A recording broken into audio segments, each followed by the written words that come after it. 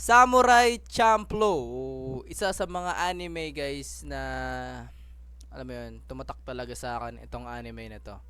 Samurai Champloo. Lagi ko rin tong sinasuggest sa mga tropa ko na gusto ng bagong papanoorin. Although 2004 pa siya ni-release.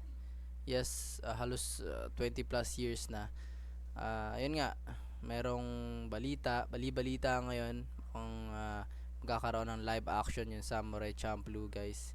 Which is, yung mga producer or production team ay yun din yung gumawa ng One Piece na live action at Cowboy Bebop.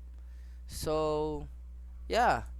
Para sa akin personally, hindi ako mahilig guys sa mga live action, yung mga anime tapos magkakaroon ng live action. Siguro kasi sa mga alam mo yun, sa mga previews na gumawa nun ay hindi talaga naging maganda yung resulta.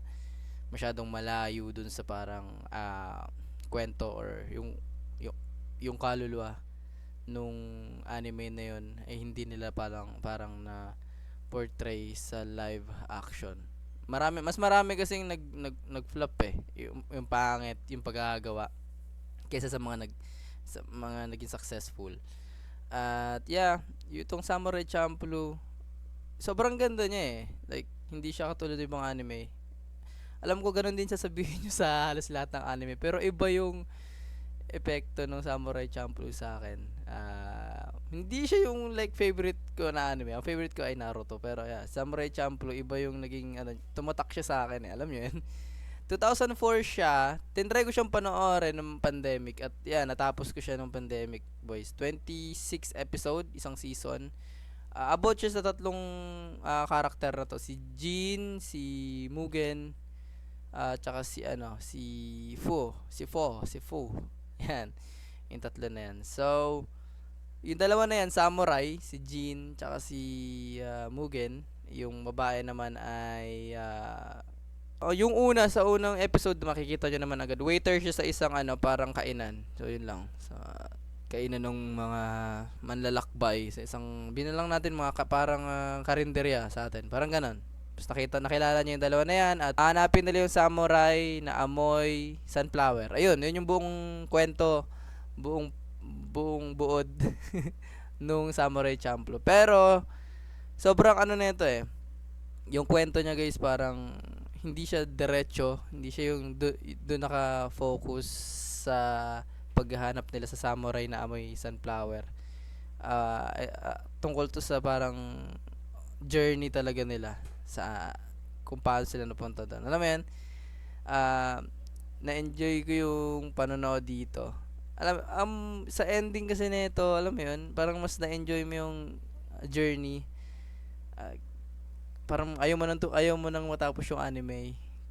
Parang ganoon, mas na-appreciate ko yung journey. Hindi ko na masyadong nilulok yung destination nila na. O nga pala, minsan maiisip ko, o nga pala, ano nga ba plot ng anime na to? O nga pala, hanapin nga pala nila yung samurai, yung amoy sunflower na samurai na hinahanap ni Fu. Yung babae yung naghahanap doon. Sinamahan lang siya ng dalawa. So, ayun, sana kung totoo man yung live action, sana ma-execute nila ng maayos. Hindi naman magbabago yung tingin ko sa anime na to kung mag-fail sila. Okay lang yun. Pero alam mo yun, maganda pa rin kung maging successful. Lalo na kung mas maraming tao or anime lover or mga bago sa anime na mapanood tong Samurai Champloo dahil dun sa live action nila. Kasi sobrang astig ng anime na to. Hindi lang sa fight scene, hindi lang doon. Parang sila din yung isa sa mga anime na unang anime na nag-introduce ng hip-hop, lo-fi, na mga soundtrack sa kanila. Hindi siya yung karaniwang anime na Japanese talaga yung tugtog, alam mo yun, pang anime talaga. Hindi pang hip-hop. Parang tunog flip-top, yung yung nagagano ng disc. Parang hip-hop na hip-hop to. Si Nuja Best. Nuja Best yung pangalan ng producer. Legendary producer. Ayun. So, Sana maging successful yung live action Samurai Champloo, isa sa pinaka-special na anime para sa akin. At bibihira akong makakakilala ng nakapanood na nito. Siguro kasi hindi siya pang TV. May mga scene kasi dito na hindi pang TV talaga, guys. Medyo ano rin talaga, alam mo 'yun. Graphic din kasi talaga tong anime na to. And hindi rin kasi siya, alam mo 'yun, nagisikat dati sa mga TV, sa GMA, sa Channel 2, ABS or sa TV5. Hindi siya parang hindi siya na TV dati. Wala siyang Tagalog version. So hindi siya masyadong ano sa atin.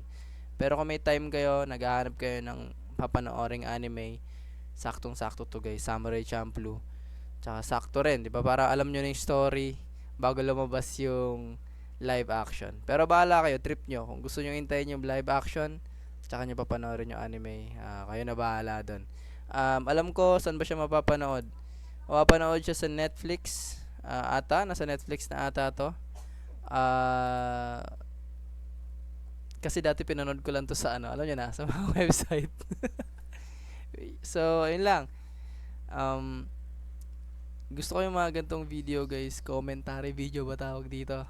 Yeah, tulad ng sinabi ko dun sa unang video, yan. Naalala ko, na-realize ko na ako nga pala ang may-ari ng YouTube channel na to. And kung ano man yung parang gusto ko nga i-post, ay pwede kong i-post dito sa channel ko. Hindi lang gaming, hindi lang live stream, hindi lang YouTube Shorts. Tingin ko madaldal ako, marami akong gustong sabihin. Hindi ko nga alam minsan kung kailan titigil sa pagsasalita. So, yeah, kung gusto nyo pa ng maraming gantong episode, leave a like, guys.